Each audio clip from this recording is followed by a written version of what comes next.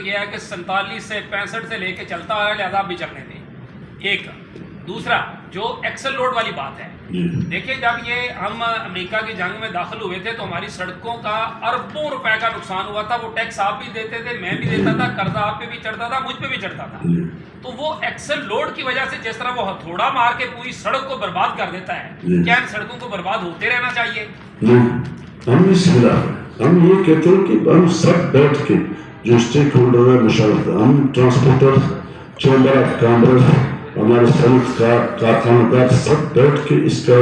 کہتے تھے کہ بھائی یہ ابھی اس میں جلد بازی میں اس کو امپلیمنٹ کر کے نافذ کر دیا، تو ابھی اس میں سب چیخ رہے ہیں، ہمارے جو امپورٹر ایکسپورٹر ہے وہ بھی چیخ رہے ہیں،